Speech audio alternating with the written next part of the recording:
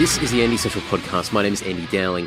Welcome. Another week, another episode for you guys, and I really hope you enjoy it. So, let's get into it. This week's guest is Matthew Bell. So Matt is the guitarist in Troldhaugen. So if you don't know of this band, you will soon discover. I'll put links over at andysocial.net. Check them out. They are currently, as I'm recording this, about to embark on their European tour with Ailstorm. They've just wrapped up a small Australian tour. They've just released a new album called Idiosyncrasies. I probably completely butchered that, which has got an album cover that is a picture of a crab with a scooter. I won't go into any more detail than that. That's enough for you guys to go and check it out, I'm sure. Artwork was designed by Andrew Saltmarsh, who's previously been on the podcast as well. So everybody's connected. So I'll have everything over at andysocial.net, so go over there. But Matt and I caught up not too long ago at a cafe, had a couple of coffees, and shot the shit for an hour or so. And Matt's had a bit of history with us. He's played in Lord as a filling guitarist when Tim had a bit of an arm or hand injury. I can't remember what was wrong with him, but he couldn't play guitar for a bit, so we had him as a singer only. And Matt jumped in to do a few shows with us and play guitar, and he's also done some work with TY, who used to be in... Oh, TY actually edits this podcast. Hi, TY. And TY used to be in Lord as well.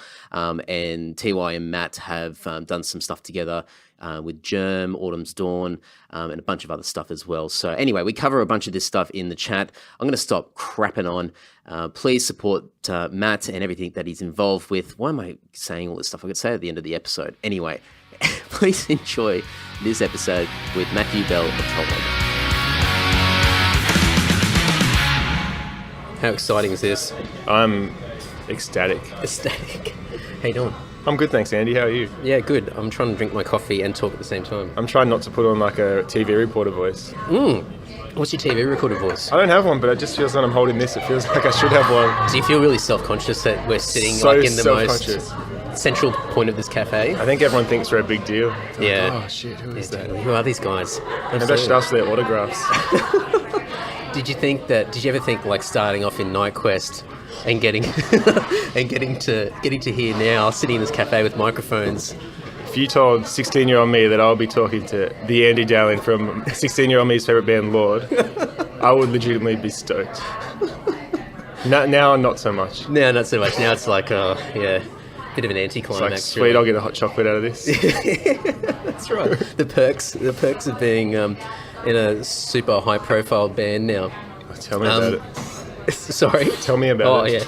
Oh, yeah. Congrats on BMX Terminator. Thank you. I had to ask you the title again before we started recording. It's okay. There's not too many metal songs about BMX tricks in your defense.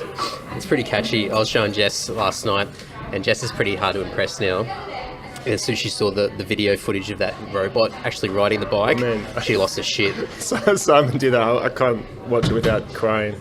It's like the best mix of like the chorus, like as far as placement, that video footage with the chorus, it's just amazing. Yeah, I don't know whether there was any sort of comedic strategy there, or it just naturally flowed that way. 99% sure that Simon would have just YouTubed robot riding a bike. And that was the first thing that came up, and he was like, oh, that fits perfectly. And why is he the only person that's featured in the video?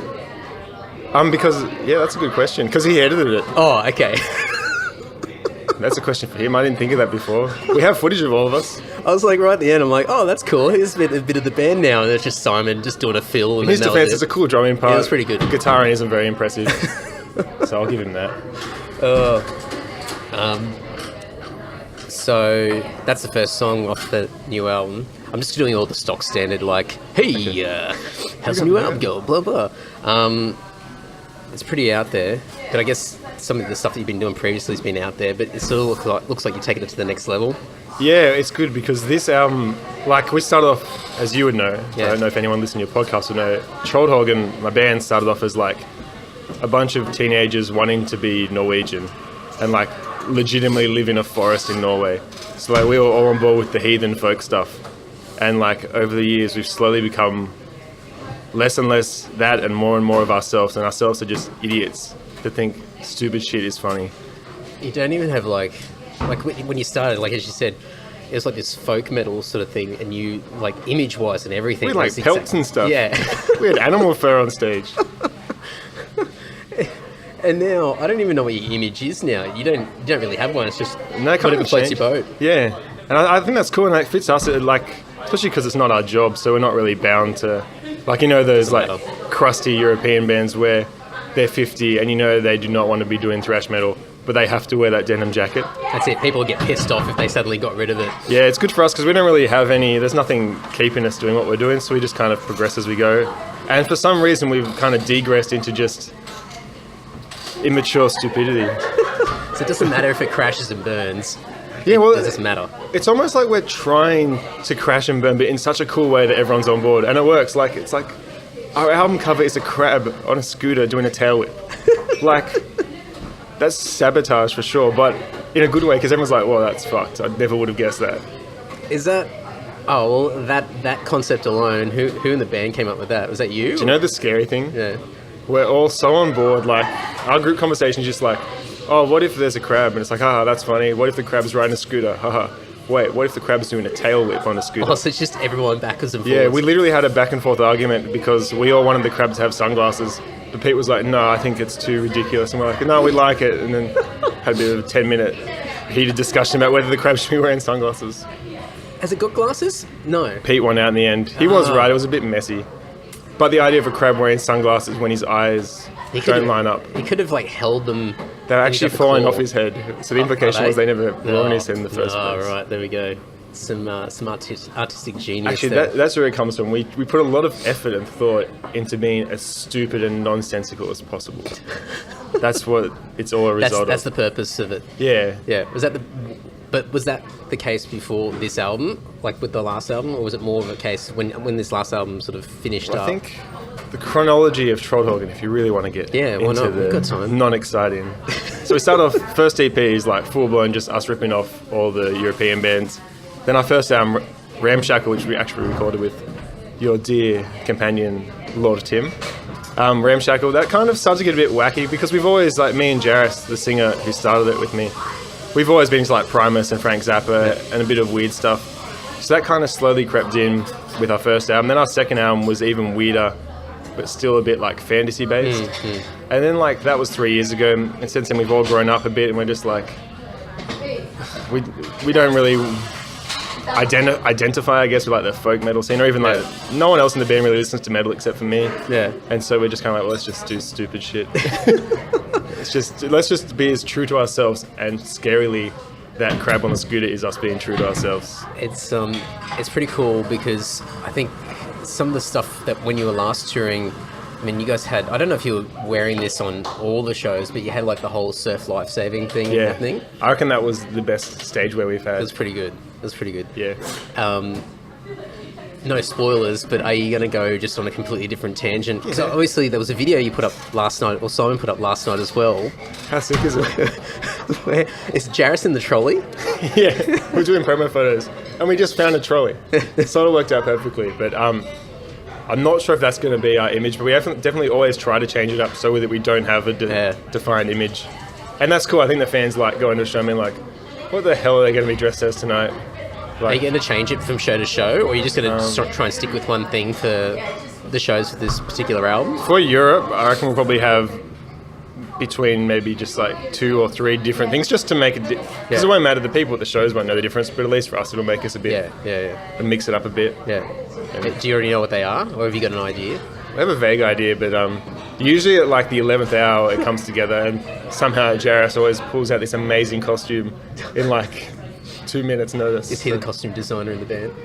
No, but his are always more elaborate than everyone else's. Oh, okay, all right. So he's just trying to show everyone. Cool, he has to. He's the front. He's the focal point. Yeah. He's the centre of attention. I'm always super try to push the idea that me, Pete, and Simon should be wearing the same thing, and Jarris should be in the centre wearing something different, so it kind of has a cool Jarris and the frontman. Jarris and the Troldhaugens. Yeah, and the Troldhaugens. Yeah, that's right. So, was it the last album that you did with Tim, or was it the album before? Album before. Last album we did with Ryan Hucknant. Yeah. Oh, that's right. So this album? We recorded vocals here in Wollongong with Tim Yatras. Yep. TY. He edited them and engineered them. Then we did... Edits this podcast. Shout out to TY. Exactly. So he can edit this out or make it the main focal point. Yeah, just TY is awesome. Equinox Studios. What was I saying? Yeah, so we did vocals with him, and then we did drums up in Newcastle with Ryan. Then I did guitar and bass in my bedroom with Pete, just because we're a poor band. That's how it works. And then Ryan mixed and mastered it in about a day because we had a really strict deadline. But we're really happy with how it turned out. So. Yeah, all right. So it worked out well. Yeah. So just guitars and bass done at yours? Yeah. Oh, and I did all the orchestration, but that's like just on my computer. So you've been doing that for a while, from like home recording? Yes, it's a very degrees of success. I think I vaguely remember, must have been Ramshackle or something like that, because I think you did the orchestration on that. Yeah. You started doing it then, because I remember Tim talking about it, because you had to give him some files. Oh, MIDIs and stuff. Yeah, I've always done it, but it's kind of just slowly gotten to the next level with each release I've done. Have you actually like done online tutorials or anything like that to learn how to do it, or do you just sort of? I'm anyone who like knows me and knows stuff knows I'm so bad at actually doing things. Yeah. I have such a quick workflow for myself because I've been doing what I do for myself so long. Yeah. That like actually learning how to do it properly just throws me off. Just don't want to do it. Yeah. Yeah. So I'm a fast MIDI man, you could say. So with all your bad habits, it just is what it is. Yeah, I'm too far gone at this point. Like, I always try and learn stuff. I'm just like, I'm not a technical guy. Yeah. Like, I don't like mixing. I don't really have the ear for it, so...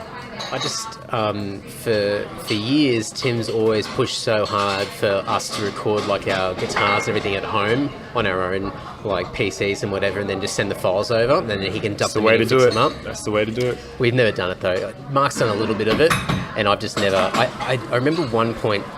years and years ago, I sat down in front of the computer, I had Sonar up, had everything set up. Tim had actually set up all this stuff for me earlier on because I just don't have the patience for it.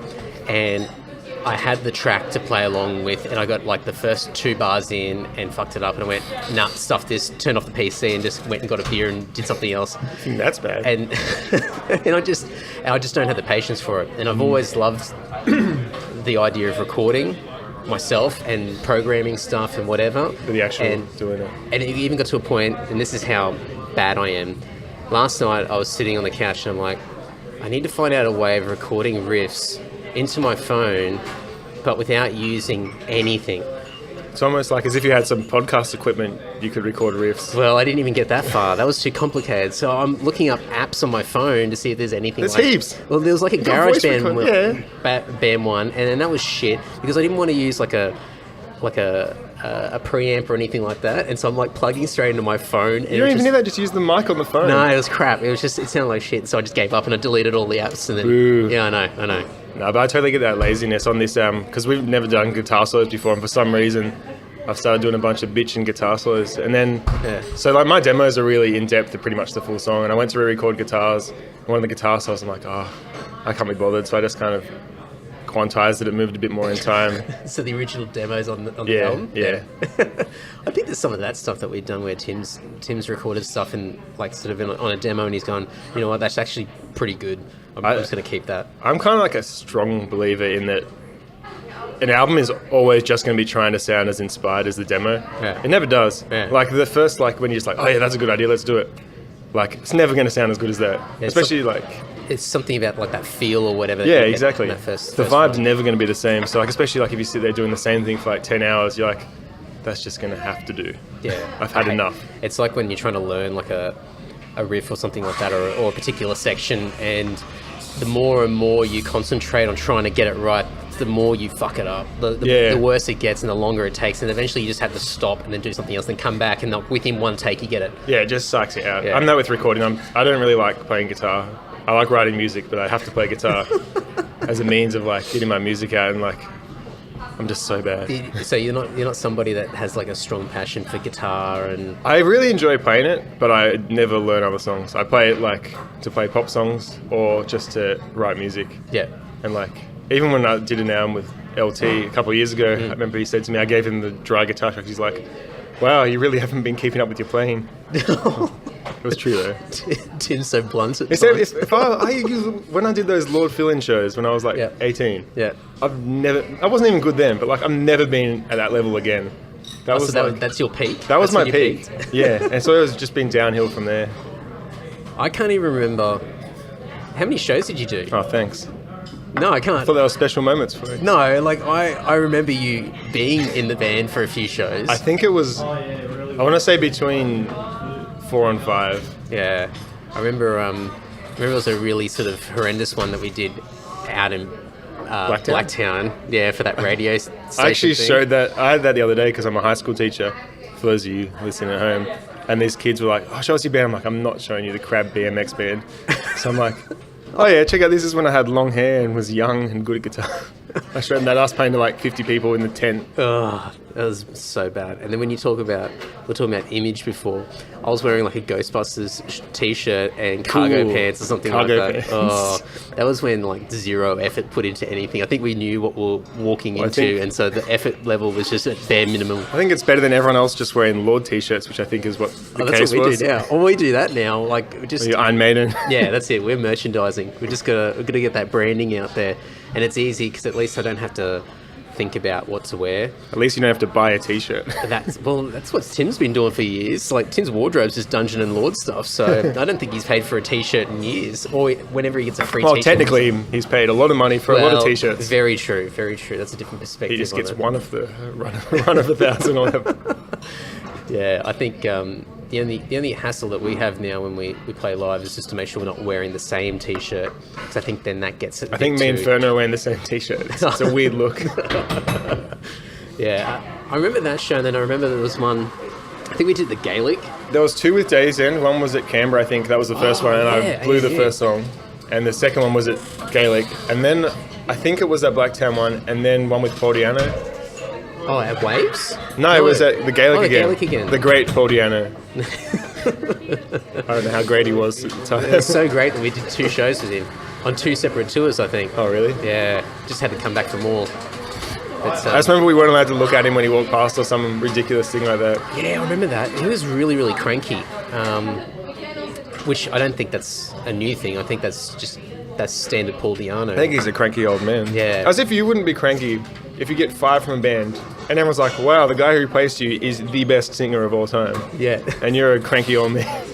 And then Fake disability. he hates being recognised as the guy who sung in Iron Maiden, but then tours on it. Yeah, Paul Diano's Iron Man. And hates being recognised, yet he's this like 8 foot tall, big fat, bald guy covered in tattoos. It's like, maybe Oh man. a bit more inconspicuous then. Yeah, I think there were okay shows for us though. I think. From memory, the reception was pretty good. Anyway, so Autumn's Dawn. Yeah. Yeah, That was a band. that was the band. What happened with that one? Is that TY's thing? Was that TY and you together? Or? Yeah, so pretty much what happened was when Enslaved got announced, Germ got asked to do a show at the Sydney show, which is the Manning, and that would be the first Germ show ever. And Tim, who I'd never met before, asked me to play guitar for it. And I was actually a Germ fan, so I was stoked. And then we got along really well. And What do you ask here? I don't know. I think actually because Simon was drumming. So Simon from my band, Troldhaugen, was drumming. And I think LT might have just said, oh, Matt can play chords. There you go, networking 101. Oh, I hate networking. But I think we just got along really well. And yeah, and then I sent him a couple of riffs. He's like, oh, these are sick, let's do a demo. Yeah. And we did a demo in like a couple of days. Yeah. And then his old label at the time put it out as an EP. And then shortly after, we recorded an album. And the album's like, we kind of did a bait and switch because the EP were like, oh, this is going back to the roots of austere. It's really suicidal, depressive black metal. And it was. And then we had an album and was like, man, I'm so keen for this album. And the album's like pop songs. It's kind of like, did you ever listen to Grey Waters? Yeah. It's like a not as good version of Grey Yeah, Waters. yeah. And so like people liked it for the most part, but I've got the CD at home somewhere. Gone. Yeah, it's the digipack. Oh, it's good, isn't it? Yeah. The packaging's amazing. Yeah, Like, the packaging eclipses the content. But I really like that album, but I think a lot of people were just thrown because we really sold it as something it wasn't. yeah. And I mean, that's classic Matt Bell and Tim Yatras move. If you track anything we've ever done. Just do the complete opposite. Yeah, tell everyone we can do what they want to hear, then don't do it. Yeah. But then we've been writing stuff we've probably literally written almost 6 albums worth of stuff, but it's just never materialized. Like, we keep getting distracted with other things. Oh, it's good to have something up your sleeve anyway. If something dries up, you can always throw something out if need be. But I don't know how the fuck TY has managed to work out all these deals over the last several years, like through Germ and everything like that, like the label in Europe and getting these advances and then doing stuff in Europe and whatever. It's just incredible. Like, he's just been able to create this little empire on his own. Man, it's funny. When we went to do the European Germ show last year, like on the first night, there was like this pre-festival show, and we're there, and like it's me and my girlfriend and Tim and his wife, and we're standing there, and these like little Italian boys walk up, and like they're like, "Excuse me, Tim, we come from Italy to see you. Can we take a photo?" And he's like, to them, they're black metal god. He's there in shorts, thongs, and a flannel with aviators, and he's like, "Yeah, fucking sure." It's probably the funniest thing I've ever seen. Like, they're like, "Thank you so much," and like shakily walked away. It's so funny. I still remember when he had Germ Suicide years and years ago, and the whole point of it was to record like the worst guitar possible. And I remember being... He's editing this, you know. Yeah, that's all right. And we were at his parents' place, and he was showing me riffs that he'd recorded on guitar, and then he had like synth stuff that he was doing. But at the time, like, I'm pretty sure he was saying, like, he was just trying to make it as bad as possible. And that was half the fun of it, because it was just that depressive, extreme black metal sort of stuff. And then I think it was more or less after he left Lord, and then it just, like, I just wasn't paying attention. And suddenly there's these albums being released, and I'm listening to it going, holy shit, what's happened? This is incredible. Yeah, and it's funny, because just some of the stuff, he can add this one out if he wants, because I don't know if it should be out there, but like he was doing guest vocals for some Ukrainian black metal band. Yeah. And he was like, "Oh, can I just do them at yours?" And I just moved back into my parents' house. I was like, "Yeah, sure, come over." And I had my computer set up in my little sister's room, and it was like a pink bedroom with dolls and stuff. And he's like doing these screams. Then we went to Europe last year, and people have like that album's patch on their shirts. And I'm like, man, the vocals recorded in like Boston, like so beach town, in a pink bedroom while there's like surfy kids walking past the window. Oh man, it's like, I was saying to you before we started recording, I was meant to do a podcast with TY the other week in Brisbane. It didn't quite happen. We just got drunk instead, as you do. But I'll have to pick his brain about some of this stuff, because it's been pretty fascinating to see how much he's been able to do, but with knowing his mentality and knowing like his attitude towards a lot of this stuff, it's just so good. I don't know if he'd agree with this, but I think like me and him are kind of similar in the same way. We at half don't really care, and the other half act like we don't really care. Like, so when we're writing together, it's like, "Oh, this will be a heap of shit, let's do this. Oh, that's a dumb idea." But at the same time, we're like, "Oh yeah, hope it actually sounds good." So I think that's kind of a little bit of effort put into it. Still, I mean, of course, we don't put in a great deal of effort, but we do care about the outcome, I think. But we wouldn't admit that. It's probably like you're taking it somewhat seriously, but you don't really care about how it's perceived, or I guess maybe. I don't think it even gets that far in the thought process. No. I think I'm probably digging too deep here. Just throw people through a loop, I think, is the thing. And you made this point last night about specifically Germ, how the majority of the band, or actually almost everybody in the band, has played in Lord. At one point or another, the Germ backing band's always kind of changing, but so far I'd say obviously TY, who drummed in Lord and Dungeon. Yeah. And I play guitars for the most part in Germ, and I did the fill-in shows when LT hurt his hands. And Simon, who filled in for... Who did Simon fill in for? No one. He kind of... Between Daryl and Damo. Yeah.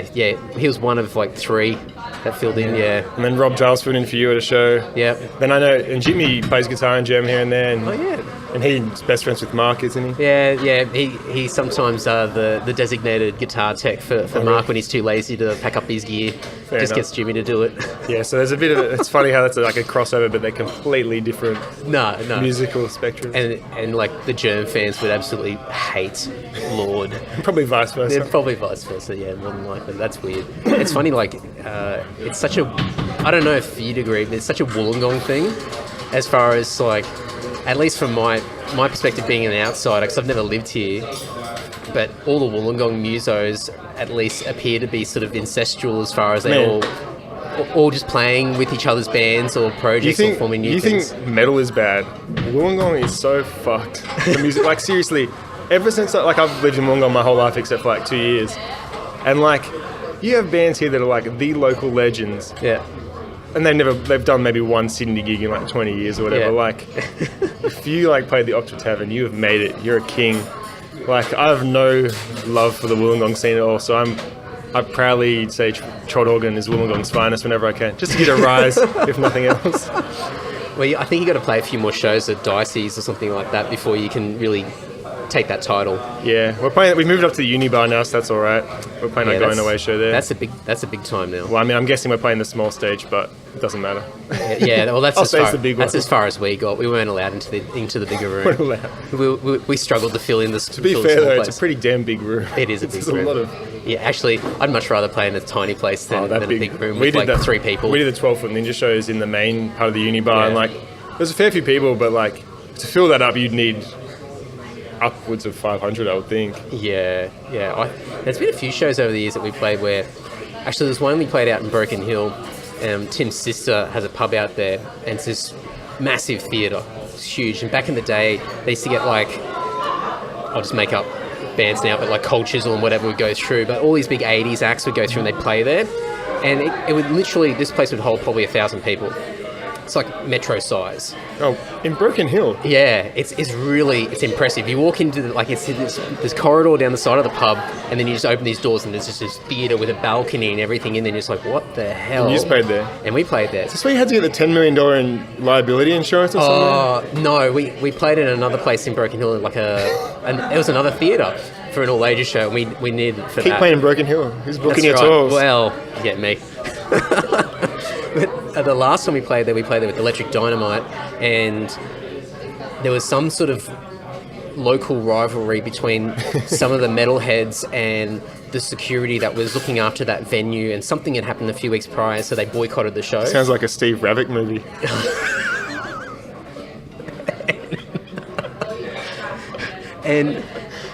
And so we had about 10 payers. And so... because there was like scene... apparently. Well, I'm going to use that as an excuse. Actually, there's only 10 people in the town that were interested in seeing us. But no, we played there previously. We had like 100, 150 people. But this time around, there was just like 10 payers. And we played with a couple of local bands. I think the PA didn't show up on time. And there was like just this sequence of bad events that just happened. But it's like, imagine playing the Metro and then just 10 people standing in front, and that's it. And they weren't even standing in front. So there was like 2 people that were standing a little bit back from the stage, and then the rest of them just sort of scattered throughout the venue, some sitting up the back against the bar, some having a chat amongst themselves, and then we're just playing on stage trying to be heavy metal. The worst bit about doing shows like that, I find, is that I feel bad for the crowd, because the people there, they like came to have a good time. And then they're just sitting there like, I can't leave. Like, yeah, no, I don't want to be seen walking out. Like I've got these sympathy pains for the band. They thought they were coming to have like a good night and socialise. Oh man, so bad. The only time that's rivaled that is I wasn't playing, but when we were in Europe for Dungeon, we played like this primary school hall, and there was I'm sure you've heard some of these stories. You weren't playing though. Were you the light guy? I was just carrying the beers and pressing some light buttons. And is that the one that was you turned down a festival to do it or something? Oh yeah. All right. Should I not get into that? No. I'll tell it. One day I'll have Tim on. I'll let Tim go through all these stories because he tells these stories so well. But we're at the end of the tour with Megadeth, and the last show was in Athens, and the tour manager or whatever offered us an extra show in is it Thessaloniki or whatever it is, another part of Greece. But it was a festival with like Dream Theater, Anthrax, and blah blah. And there was a spot that opened up. I think a band pulled out, so they said, Stars Dungeon, they're with us at the moment. They can just come along. And we turned it down because back in Germany, one of the shows, we had a local German band who lent us all the backline, and we promised them that we would do a show with them after the Megadeth tour finished. So they booked a show in this little town. I can't remember where it was. And anyway, Dusseldorf or something like near there. And So we just said no, and we're like, oh man, that sucks. But no, we're proud that we're like, you know, keeping our word, and that's more important than anything else. And we're like really. You've learned your lesson now, right? Oh, yeah, we have, yeah. It's, stuff. Favors aren't worth anything. I'd rather piss off people, hey. But so we got on. We went back to Germany, met up with these guys. They took us to the venue. It was a primary school hall. And we're like, oh fuck, all right. And then there was a few bands playing, and this band. This German band, they're not massive, but they've got a relatively good following, at least in Germany. But then when we got there, the guy from the band who was putting on the show said, oh, heads up, I'm a bit worried about tonight because there's a big German soccer match on. And we're like, oh, okay. And then we're talking amongst each other going, wouldn't he fucking known that before he booked the show? Or why would he have the show anyway, knowing that it was on? And only tell you as you get there. Yeah, like literally as we're loading our gear in, and he's telling us this. So anyway, the show goes on, and there was probably about 10 or so payers there, but no one's standing up the front. And there was one guy in a wheelchair who was right at the front there, and he was just standing there, standing there. Yeah, real nice. Real inclusive. Really inclusive. He was up the front in his wheelchair, just bopping his head, and I'm standing back pressing these buttons in a primary school or whatever, hall or whatever, and just going, this is the worst ever. And I've never seen a group of depressed adults like these guys were after that show. That we had some, knowing what could have been. We got some free beers, and they were like really horrible, like VB equivalent German beers, and we were just sitting around outside, and there was a couple of like heavy metal warriors in battle jackets coming up asking for, I don't know, maybe a signature or something like that from the guys, and they were just gritting their teeth because they were just so down and feeling so shit about this show. Never again will we do the right thing. Oh man, and I think that just still eats at everyone even to this day. It was just incredibly bad. But so that Broken Hill show only that rivals that German show as far as probably the worst ones. I'm trying to think. I don't think I've had any, like obviously I've done many a show playing to 10 people. Yeah. But no immediate shockers come to mind. Although, there was one in Germany actually when we went there the first time with Ailstorm. The week before we played there, the roof of the venue collapsed. So like, we'll still have the show. I don't know why I laughed, but no, it's funny. And then we played it, and like, it was a shocker. Like the sound guy he knew he was gone in a day. Yeah. And so he just like cranked us all up. It was just. What's And it sucked because there was a big crowd. Oh really? Oh well. No, because it made us seem bad. Oh okay. Yeah. But, is that a case of what? Was that the house guy? Yeah. With the venue? Yeah, we didn't bring our own guy. No, okay. We don't have that sort of funding. No, neither do we. No, we just cross our fingers and hope for the best. We just are all about minimising our backline now. So like literally me and Pete, just digital, goes straight to front of house. We have backing track straight to front of house, one vocal centre, and drum kit. So we're even more minimal than you guys because we have less guitar and less vocals. Yeah, I think that's the way to go. I still laugh when I see guys like lugging their tube amps and whatever onto planes or their Kempers or whatever. It's just like, oh man. How good's this? I'm just going to give them a shout out because I was giving them a bit of a ribbon over it. But like the band we're playing with in Europe this time, Etherealm from America. Yeah. Awesome band. Yeah. So good. They're kind of like Winter Sun, but actually good and not thieves. For starters. But they haven't toured overseas before, and they haven't, because like, America, you just drive everywhere, so they haven't really flown a lot ever. And he's like, and I was like, oh, what are you guys doing for backline? He's like, oh, I'm not sure if we're going to fly our cabs over or not. I'm like, man, literally no band in the world except Metallica will fly with their cabs. I don't think even Metallica would fly with their cabs. I think they just go and buy new meshes across for the front of them. Yeah, I'm like, get a digital thing. It'll save your life. Man, I remember doing a show with a band from Perth. We played in Kalgoorlie. This was only a couple of years ago, and we hired a van in Perth and drove out with the trailer. Well, no, not with the trailer initially. They rocked up with like 3 guitars each because they were going to have guitar changes in their set because they had different tunings, and they didn't tell us. And then we realised that our little 12-seater coach wouldn't fit like 12 people plus like 100 guitars. Yeah, and so we had to like pay for an extra trailer just so they could put that. When you say we, I think they paid for the majority of the trailer. Yeah, but it was a bit awkward there because I think initially the conversation was like, "Oh, we'll just split the costs." And we're like, "Well, hang on, we've got like 3 guitars because there's 3 people that play guitar in the band, and that's it." You have 20 guitars. And I think the drummer had like this massive over-the-top kit as well, so he brought that along. Actually, no, he had his own car. Anyway, but regardless, it was like. Don't you hate drummers that have big kits and aren't even good and like don't use it?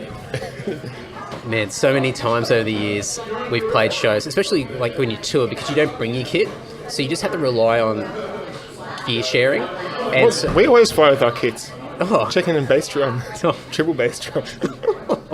It's so bad. I remember just like these guys would have these like, I don't know, $10,000 kits or whatever is the equivalent of an expensive kit.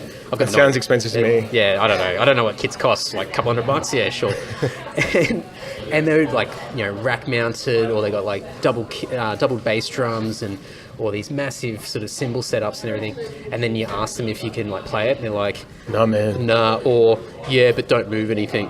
And so the drummer's got to try and play exactly how that other kid's set up, and they get so precious over their shit. You know, the only thing worse than that is when that drummer is in the opening band and they insist on using their kit, and it's like...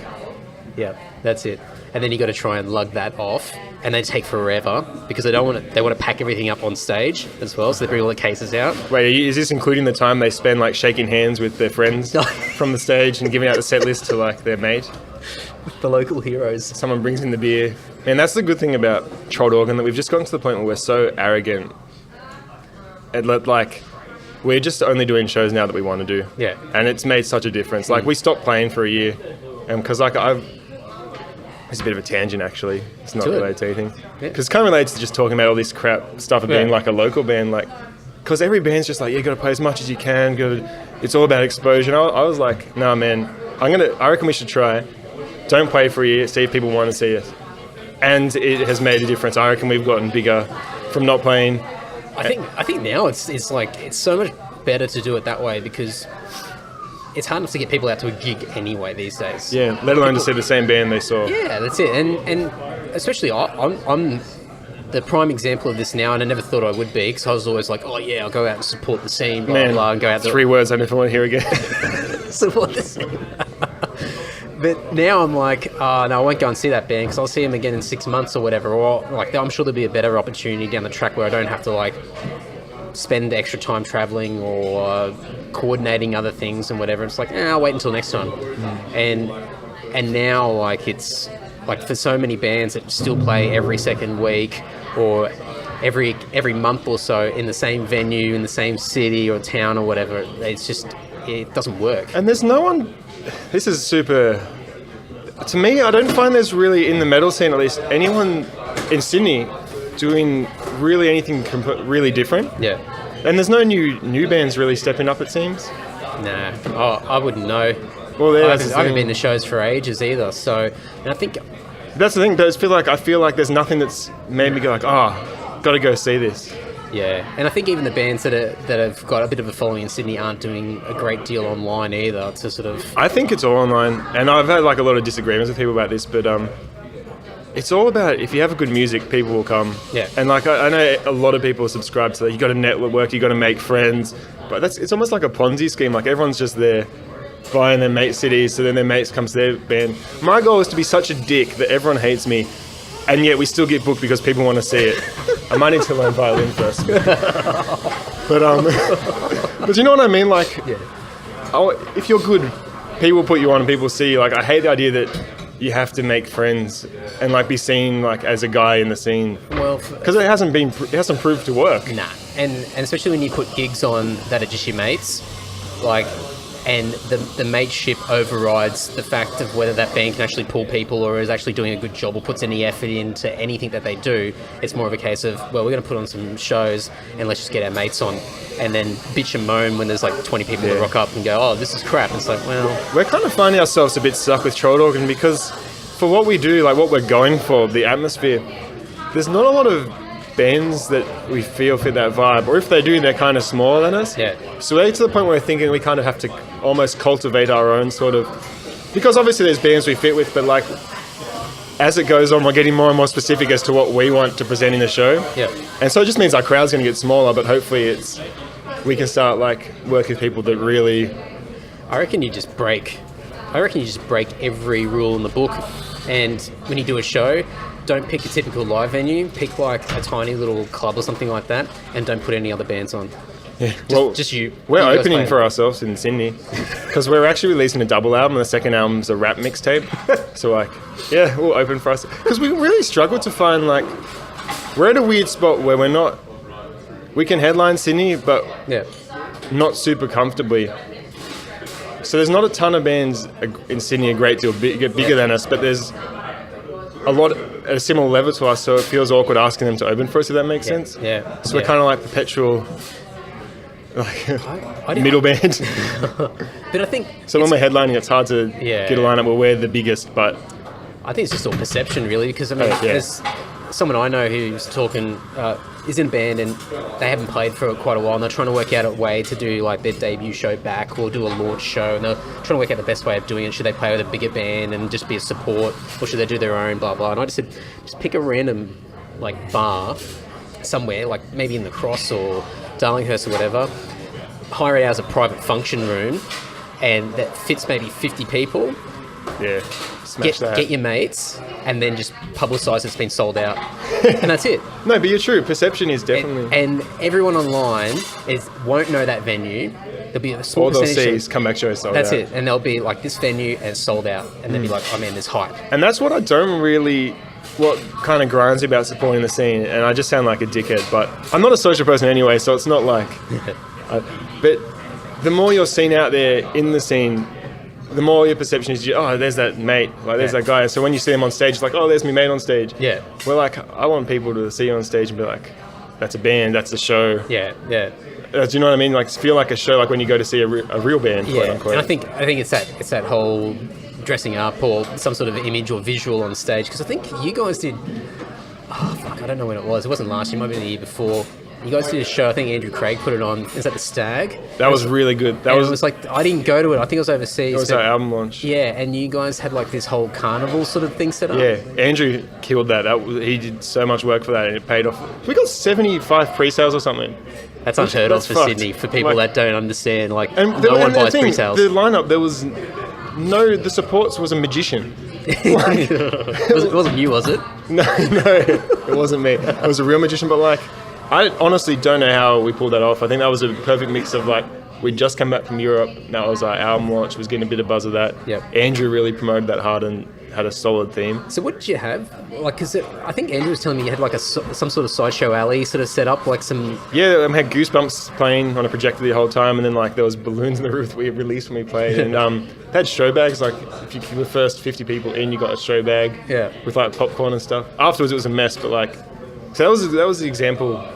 Yeah, that goes with what you're saying. If you make it of something special, that's it. It'll pay off. It's got to be an event. It's got to be something where afterwards people go, oh fuck, I missed out. Yeah. And then they can see everyone talking about it. Like even like when we do a normal show, I'm trying to get like whoever's taking photos, so just take photos of people having a good time. Like take a few of us, but don't like waste all Hire a bunch of women to come to the show and take photos. It. I said take photos of people wearing our shirts or people drinking, people laughing and having a great time, and put that. I hate all those things. Yeah. I hate merch, drinking, having a good time, laughing. I'm staying home. But I mean, that's the stuff where people sort of look online the next day and go, oh man, that looks like a really cool night. That's true. I might make the effort to come out next time. I'm sick of seeing live photos. When someone puts up a new photo album on Facebook with 150 freaking live photos of the same four guys from one show. And every shot, you're forgetting the most important, but every shot is specifically designed to make you not realise there's no one behind that front row. I like that though, because I always go through and like try and find the one that's got the empty room in it. Oh man, we always talk about that in our band group chat, because sometimes there's photos. There's one band in particular I saw the other day. I won't name them, but somebody who was there in the crowd took a photo and stood like back, and you could see like the four people within the first 5 meters from the edge of the stage back, and there's just no one there. And I just thought, oh man, like you could have just took like 3 steps forward and maybe did a bit of cropping. That poor band. Going off what you just said, my mate was telling me this the other day. Could you imagine what would happen if every band's group chat got made public? Oh. I'm pretty sure every band has just like, you can't release that. I think you've been in some group chats on Facebook with us, maybe when you were doing Fillion? Or was that MySpace days? That might have been when Facebook was still in its infancy. Maybe. I know Simon definitely has. But like I'm pretty sure every band's is pretty... Yeah, they're pretty full on. Yeah. Like, because we use... I don't know what you guys use. Do you use Facebook still? Still? Is there something else? Yeah. We use Slack. I've never heard of that. It's meant to be some sort of. If Tim is listening to this, LT, he'll probably cringe with my explanation of this, but it's like this. It's a group chat program application that a lot of businesses use.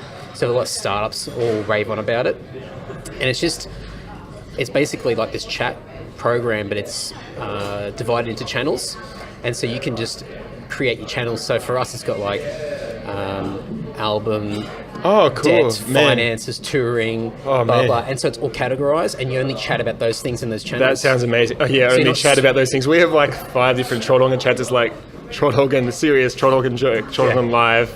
And it still is just just a mismatch. That actually sounds really good. Yeah, so we got store, general band stuff, and then we just got random, and random's where all the shit talking and everything is. So every time we see something in a feed on Facebook, there's screenshots put in there and then just ripping into someone. So if that aspect of Slack got online, we'd be in so much trouble.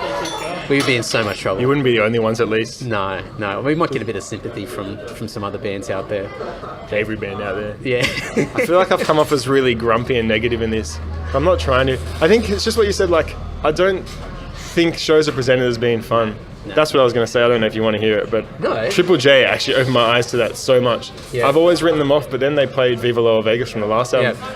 And immediately our crowd changed. They only played the song 5 times, if that. And once you started getting non-metal people to shows, it's oh man, the metal scene is really stagnant. Yeah, we have a lot of girls at our shows now, and it sounds stupid, but the difference that makes is I guess it makes them definitely more social in that if people are moving and dancing, the truth is it's a lot more socially acceptable if a big group of mixed people are doing it than if a bunch of battle jackets dancing. I can't even imagine that. Do you know what I mean? Just shaking their hips. And I'd kind of always written off that, but then we've seen the difference in crowd, and it's funner playing to people that are less kind of invested in that lifestyle, I guess. Yeah, definitely. And we had a glimpse of that years and years ago, especially when the Gaelic days and the Gaelic Club was open. How good was the Gaelic? It was so good. So good. I was the tail end of that, but... Yeah, and it was just because it was... I was going to say it's in a central location because it was next to Central Station, but the location was good. It was easy to get to. Anyone in the city could get there.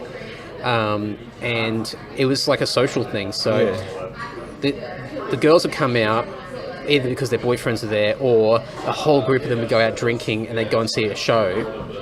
And for us, we always try to make those shows at the Gaelic a bit of an event, so some sort of novelty, whether it be, pirates, or we be having crazy giveaways and stuff like that.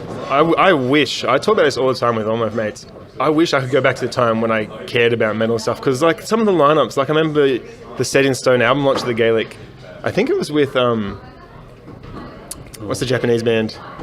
Really, really good. Argument Soul? Yeah. No, that was the Vanishing Point one, maybe. That was the Vanishing Point one, because we played another show down That's the road. That's right, but Tim was at the Vanishing Point show, TY, even though he said he was sick or something. But yeah, I remember you had the free Set in Stone giveaway launch the Gaelic, and I used to froth over those so hard, and it makes me sad that nothing these days gives me that sort of enjoyment. Yeah, because we had, we did pre-sales, and we're trying to get people to buy pre-sale tickets, and we printed so many copies of that album, and we just thought, fuck it, we'll just give away 100 of them. So we just said the first 100 pre-sales, and we smashed 100 pre-sales for that show, and then everyone else rocked up on the night. But there's so many free CDs that were given away, and we just told people, go to the merch table and show your ticket or whatever it is, and you get a free CD. Nice humble brag, by the way.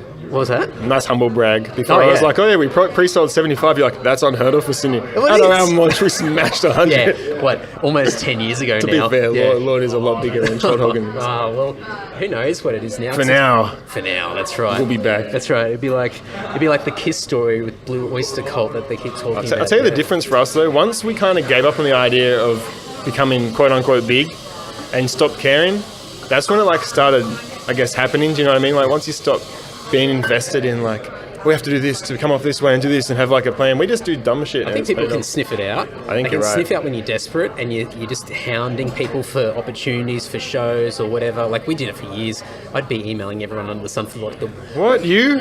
Oh yeah, who would have thought? I remember emailing Frontiers Touring to see whether we could be the support for Green Day.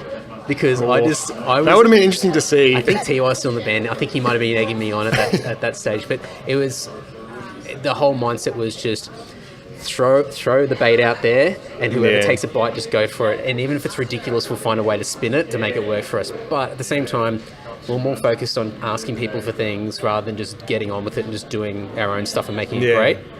And it's only been the last few years where we've had all these other commitments in life, whatever it might be, where we haven't been able to put as much time and focus into the band, that the band's actually had the best opportunities it's ever had. Yeah. And it's so weird. There's just something about it. It definitely is what you're saying, like the desperation. Once you stop kind of caring and become less invested in, man, we have to do this to make it happen. Yeah. Then you're like, oh, this is a sick opportunity. We'll do it. Yeah. And it's like, and I don't know. It's weird because even for us, like, you get offered something really cool and everyone's like, oh man, I don't know. Like, and like 5 or 6 years ago, you'd be like, who gives a fuck about anything else? This is happening. This is the priority. Now it's like, Troldhaugen is so jaded.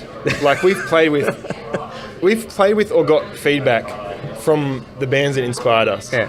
Like members of Mr. Bungle have said they liked us. The songwriter Finn Troll loves it. Like the bands that we wouldn't be there without. We support a Finn Troll and we're like, man, this sucks. I don't give a fuck. Like, just who cares? It's just a band. And when we're 10 years ago, I was like, oh my god, I'm supporting this band and it's not for 5 months away and I'm going to practice every day. Yeah. And it's like, I have to go leave my house tonight. Yeah, that's right. Oh shit, I better pick up my guitar. I better like the afternoon of the show. Yeah, it's weird how it works like that. I'm sure there's a lot of like musos who would be listening and like sweating themselves trying to like be the next big thing or trying to get the opportunities and just like, fuck you guys, like blah blah. You know, you got to put the time and the effort and the passion into it. But it's it's not that you don't do it. It's just it's that you've done it. You've done it. Well, that's the way. That's what I've been explaining it. Like, so I'm in my late 20s now, and it really annoys me. And you were probably in the same boat. Like, I spent my early 20s playing in like bands that, like, I guess quote unquote paying my dues, like just doing crap shows every show. And now that I'm getting older, like in the last year and a half, 2 years, started getting really good overseas touring opportunities, started actually making some money from music. But it's also the same time when my girlfriend wants to settle down and get a house. I need to focus on my job. It's like, why couldn't I have had that early 20s? So it's like, it's finally coming to fruition. Yeah. But I'm getting old and my hair's falling out. Yeah, it's. I mean, some of these things now that we get, I look at it and go, man, like the 20-year-old me would be just frothing at this, and I'd be on the verge of tears because I'd be so excited and pumped. And now, like, I'm almost pissed off at myself because I'm not feeling it. Oh, totally. And I'm like looking at myself, going, come on, like, think about this, like, understand what this is. And it's like, no, but it's like, I wish I could be like, oh, sweet, I can't wait to hear this new Ed Guy album. Instead, I'm like, oh, I'll check out 10 seconds on YouTube. Oh, well, except not the new song. That's a sticker. Well, one example, yesterday I think it was. Metallica had a live stream of the last North American show, somewhere in Canada or whatever, and I thought, oh fuck it, I'll watch it and watch a little bit of it, and it was massive, like huge outdoor stadium, pyrotechnics, the lot, and I'm watching it and I'm going, this is pretty cool, and then I thought, you know what, like, if this was 16-year-old me, I'd be like, this would be the most amazing thing in the world. Yeah. But now, I'll just look at it and I'm going, it's cool. It's cool. Yeah. And I remember seeing Metallica, like, whenever they were last out. And it was the only time I ever got to see them. And I missed them the first couple of times when I was a fan. And I was so upset that I missed them. And I remember like being a kid in Brisbane and I'm like driving along this highway past the arena and going, oh man, Metallica would have driven on this road. Like being that kid and just being so psyched and wanting to be... I wonder what they're doing backstage right now. Yeah, like they're in the same city as me. Oh my God, this is amazing. And then when I went and saw them and I was sitting in the crowd watching them and I'm just like, meh. And I was really upset at myself because I'm like, I should be feeling more than this. And it's I feel like I now get that feeling for more underground bands that I didn't think I would ever get to see because, it's the same thing like big bands. Like, of course I'll have a chance to see Iron Maiden or whatever. But then, like, at Summer Breeze, I saw Agalloch. Yeah. That freaked me out. Yeah. Because you're a big Agalloch fan, too, aren't you? Like, I was, like, in this distance of them. Yeah. And I was like, man, I'm too afraid to say anything. Like, and I saw them live, and that gave me that feeling because that's a band you never think... Yeah. You're in the, but then we're playing with Igor. Have you heard of Igor? Igor? Oh, no, I don't think so. It's like crazy, like glitch metal Baroque music. But we're actually playing with Baroque music. Baroque. It's not Moroccan. It's kind of Moroccan.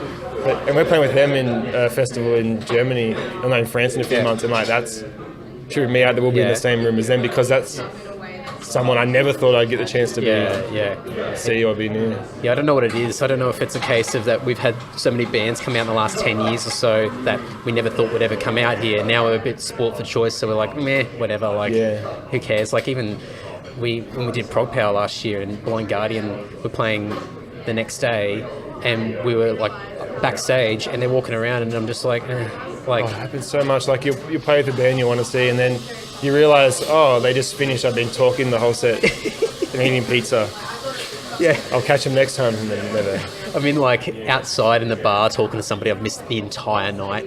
Just all the bands that have played that I wanted to see. It's like, What music do you listen to now? Like, has that changed, and do you reckon that's got you out of it a bit, or? The music I listen to is podcasts. Sweet tunes. The best genre. No. I don't know. I'm listening to heaps of synthwave. So you have a long drive, don't you? Yeah, like, so I still do stuff up in Sydney, so I'm like 2 hours, 2.5 hour drive each way. So I do a lot of podcasts, but I listen to music. So there's synthwave stuff, and I sort of go back and listen to a lot of just older stuff. Because I was trying to think of what the last new album I heard. I can't remember what it was. And I just remember listening to something that was released that was relatively not too long ago, and just going, man, like I had to go back to when I was 16, where you were forced to like it. Yeah, because you only got one CD. Yeah, I got one CD, and it didn't click straight away. And I knew that if I just worked on it, I'd eventually like it. But I'm like, I've got no time for this. I can't do that. I just skip tracks like crazy. Like, I buy CDs so often because I'm after that. Like, give me a song. But then, like, you used to go to Utopia as a kid. Best thing ever. Yeah. I'd listen to that CD front to back. I don't think I could tell you the last time I listened to a CD. Oh, man. Yeah, $30 on a CD. That's all your money gone. And then you'd have to, like, be forced to read the lyrics and then all the liner notes and study the artwork and everything on that CD and just go, I will like this. I will like this. I'll tell you how much I used to love music. Once when I was, I guess I would have been 16 or 17, the first Australian tour, I actually lined up at Thirroul Ticketek wearing a Dream Theater t-shirt. Only person standing there to get tickets to Dream Theater at the Haunted Pavilion. Oh, yeah, okay. I remember that. And that was a damn good show. That was, I remember that one. That was the first time they came out? Yeah. Yeah. Did an evening with. Yeah. And that was a band that, I really loved, like, a few of their albums, and then by the time they came out, I was there, and I'm just like, it was okay. That was like just as I was at the tail end of them, I think. Because they were like the band that, like, I went Metallica, Pantera, Dream Theater, then from there just prog. So they were like the band for me in my musical development. And it kind of annoys me that I don't get that from them anymore. But especially in your Pantera years. Oh man, bro. All right, so I wrote a bunch of notes down here. So let's see if I've covered everything. No, you haven't covered everything. I've got two more things, and I'll leave the best till last. Is it a magic-related question? Maybe. When are you going to Europe? September 25th, and the first show is September 29th, I think. Okay, how many shows? 24 shows in 25 days. That'd be good. So you got one day off somewhere in the middle of that? In the Netherlands, we're going to go to Efteling, which is the best theme park in the world, and I've never even heard of it. Oh man, it's so good. I'm so excited for it. More than the tour, perhaps. And that's with Alstorm? Yeah, and Aetherrealm from America. Yeah. You'll have to get on Bobo's Adventures video. I'd rather not. Like social. I'm not adventurous enough. Those guys are like social media kingpins. They're doing really well. Like, I don't think they could even tell you how they keep having such an upward trajectory. I guess just good songs, but like it's amazing that they've gotten bigger and bigger with each album. Yeah. They're still, I mean, they're nothing like you guys, but at the same time, they're kind of similar in the sense that they started off as this like pirate metal band, and now like, there's a bit of it here and there, but they're more or less just writing whatever the fuck they want. Yeah, and people are, it's just, good point. They're doing what they want, and people are liking it. Yeah, what was the one like, Fucked with an Anchor? Yeah, Fucked with an Anchor. That's a song. That's like catchy as. And then the Mexico song. Yeah, I don't know how they can consistently be so catchy. I'm really envious of their writing. And they must be playing, I don't know, are you playing similar venues or same venues that you played? A couple of same, but like... It must be bigger now. Maybe the ones that aren't bigger, they'll sell better. Yeah. But like they've already sold out like I think 1,500 in Netherlands, 1,200 in Paris. The tour's not for like 2 months. Like it's so cool and crazy. Yeah. How much they're like doing well, it seems. So for you guys, you mentioned before the gear you're packing light, so you got a pretty simple setup. What do you do for merch? Yeah, good question. You haven't worked it out yet? Yeah, we'll just do shirts. Like last time, our first European tour, we were a bit, as I'm sure every band going the first time, we're like, 24 shows. Well, obviously we're going to sell at least 10 t-shirts a show. No, not even close. We still got some shirts left over. Did you have to match their prices? No, Ailstorm are the best band to tour in the world. They treat, because they're at the point they spend like 5 or 7 years or whatever doing tours where they're the opening band and the band sells. So had to cop it. Don't walk outside of this tape. You can't eat dinner with us, blah blah. So they're all about getting bands they want to play with. Yeah. So like, we're good friends with them. They treat us like we're headlining band. We're allowed to get a backdrop. How cool is that? Oh, that's and drum riser for support band. Oh, cool. Yeah, so like they treat us well better than they should. Yeah, that's awesome. I remember must be their last tour out here, and because we were down in Melbourne playing a show. Yeah, so you had quite a few drinks, I think. Yeah, Just I was sloshed. And so I rocked up to the show, I think just as they were starting, maybe. And because I saw you side stage, I was like, what are you doing here? I'd had about 12 or 13 beers throughout the day watching John Farnham, and I was on a John Farnham high. And whenever you're in a room with the amazing Phil. Oh, yeah, from Lagerstein, yeah. Well, there was Ex-Lagerstein. Ex-Lagerstein, yeah. He had a bottle of, was it Captain Morgan or whatever? And so he made me scull a bunch of that. And then they had, I don't know what it was, in like Mount Franklin water bottles, some sort of spirit. Jungle juice, maybe, I don't know. And then we were all sitting on the side of the stage, like on little deck chairs, watching Ailstorm play. And it was just the most ridiculous thing. And I thought, what's going on? Like, why isn't anybody from Ailstorm just kicking out all of these people? Oh, man, it's crazy. So many and like, especially like people listening, if they don't know, most of the time with international bands, like, it's their job. They don't want to mess around. They just kind of want to get to the venue, relax. They have no interest, and nor should they, I guess, in making it life easy for their support bands. So a lot of the time, like, you're told, like, they tape off the stage, you can't walk here, you can't do this, price match on merch, but then you get some bands like Ailstorm where they're just like, nah, man, we've dealt with that shit, just do what you want. It was absolutely nuts, that show, because there was so many drunks around. And it was like a Sunday night or Monday night or something? It was a Sunday night, yeah. It was just the most what ridiculous about work thing. in the morning? Oh, I got so hammered.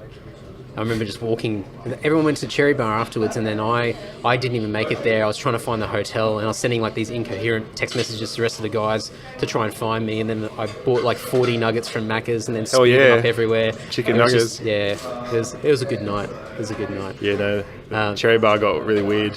That's what I remember, like, I don't even drink in it. I was like, this is so weird. Oh, man. How does that work for you with being around a bunch of... Do you know what? It's crazy. It's fine. I'm so lucky that all my friends are not dickheads. Yeah. So they don't care. And, like, no one in Troldhaugen is a massive drink. Like, they drink, but especially when we're touring and stuff, they're like, okay, we're doing 24 shows in a row. We can't write ourselves. Yeah. I think, like, usually everyone writes themselves off 1 or 2 days, and that's enough to be like, I'm done for the tour. Yeah, we've learned a lesson. That's enough. But no, it's never been an issue. Yeah, I think... Except there's no soft drink backstage. That pisses me off. It's always just beer or water. Well, Tim always has that problem because he doesn't like beer and he'll drink spirits, but spirits are always expensive. And so it's never on a rider unless you request it. And even then, it's like getting blood out of a stone to try and convince somebody. So it's usually just water. And even sometimes, like we did the Dragon Force thing the other week and they gave us a crate of little creatures. And I'm like, oh, this is fantastic. But I had to drive and ended up taking the whole case home. And Daryl didn't want to drink anything and he was driving. Mark doesn't drink anymore. And Tim doesn't drink beer. And then we're like, oh, we need water for stage. And they didn't put any water in the dressing room. So I had to go up and I asked the bar 3 times. And eventually they were talking amongst each other. And I said, and we had 5 minutes before we started. I said, guys, the water. And they said, look, it's actually not on your rider. You have to get approval from the tour manager. I said, you've just given me an $80 case of beer. I said, take half the case and give us water, like whatever. And then eventually the tour manager will pass, just give us some water. And so they gave us like, I don't bottle know. Each. Yeah, something like that. Bottle. The equivalent of like a bottle each or something. And it's like, oh my God, this is so bad. And it's like water's more precious than beer. Yeah. But it's so difficult. And then, if you drink soft drink, good luck. I hope there's some in Europe. There will be. Europe's hard as well because... Europe's all sparkling water, so the amount of times I've been on stage and take a big swig of water, it's all fizzy. I'm like, oh, what the fuck is this? I just remember going to like bars or restaurants or whatever, and you're like, oh, I can't drink today. I'm just going to have like a Coke or whatever, and the Coke's more expensive than beer and water. Yeah, it's just a lot cheaper than the beer. It's insane, absolutely insane. All right, so merch. You're going to have... Oh, yes. Jesus Christ. Sorry, I got on a lot of tangents. No, I think I come off as a massive dick on this podcast, so I just tell everyone I'm not... I was going to say I'm not that bad, but Do I I have guess to put a disclaimer at the start of this? Just saying Matt's a nice enough guy. Trust me. He's me. a good guy. Merch, we'll just get 2 shirt designs. Pretty conservative amounts, Are you taking them over? No, we actually found a printer in Hungary. Cool. $5 Australian a shirt for 3 colours. Oh, yes. We pay like $11. We get ripped off on shirt designs. Well, like actually, crazy. that's interesting because we were printing shirts in Florida. Really? And full colour, and we're paying like $9, $10 a shirt. That's all right. Does that include shipping? No. So, no, actually, by the time we shipped them back over, it was equating to about $10 a t-shirt. But you had to print sort of minimum of a couple of hundred. How bad is it that $10 a shirt is considered okay? Like, that's... CDs is where the money is. Ironically, because no one buys CDs. But it's crazy. Like, I'm trying to get t-shirts printed here in Australia because I only want small runs, and it's so freaking expensive. But that I mean, you go and get them printed in Hungary and still We're pay. just shipped to the venue, yeah. Well, yeah, but even if you're just wanting shirts here in Australia, still get the guys in Hungary. I think we're ship considering them Germany, back. yeah. It can't be more than the price difference. Well, we had to pay a fair bit in shipping, like a couple $100 in shipping to get them back, but it still worked out cheaper. Yeah, exactly. So, if it's that cheap in Hungary, it's probably the shipping. It has to be cheaper, yeah. Yeah. And I don't think... Do we pay tax going in, or...? Depends on how you do it. Gift. Oh, it depends, yeah. 10,000 shirts. I think it depends on the value and the quantity. But yeah, maybe we might have to talk about that off the record. We'll see. Yeah. There are some tactics, I think. You need to interview a tax person. Well, no, you should claim everything. And yeah, I agree. You should definitely claim everything and not claim everything. That's right, absolutely. All right, so wrapping this one up. So your career in Magic. My career in Magic, if you will, yeah. So there's a bit of a reputation out there that you're one hell of a magician. That's what I hear. Yeah. So where did the whole magician thing begin? Sorry, that's a magician's only answer. I don't know. I think I just saw Penn and Teller and I was like, oh, I got to do me some card tricks. And I spent like 10 minutes. I was like, oh, you have to spend decades to get good at this. And then so I just made up my own way of doing dodgy tricks. I think what you should do is start, and maybe this is something that we can get edited out if it's such a great idea, so no one else steals it. Okay. But I reckon you should create your own YouTube channel that's an offshoot of Troldhaugen, but it's like a magician sort of side project of the band. Ooh. And whether it's you alone or the 4 of you, individual videos, just doing one magic trick per video. I'll show you one of my magic tricks. I reckn it'll go viral. You reckon go viral? Well, the problem is no one else approves of my tricks. Oh, really? No, they think I'm a dickhead. So we're scrolling through your Instagram feed at the moment. There's got to be a trick here somewhere. I mean, this is riveting listening, I know. No, trust me, this is enjoyable listening. If nothing else, you get to see a magic trick. Look at this gem. Right. You can tell the listeners how fantastic this is. Oh, Gareth Murdoch likes it. So there you go. You got Ailstorm's approval. Oh, where'd it go? That was actually a decent trick. I mean, the camera angle isn't flattering, but... So we got a card, holding behind the card. It's gone. Not bad, hey? Good. I don't think I could do that now. I reckon that's all right. That was maybe peak magicianship.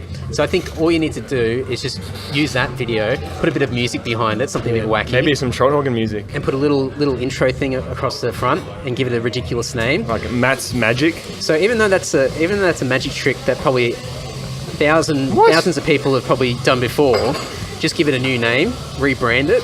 I'll be honest with you. If someone else did that, I wouldn't watch it.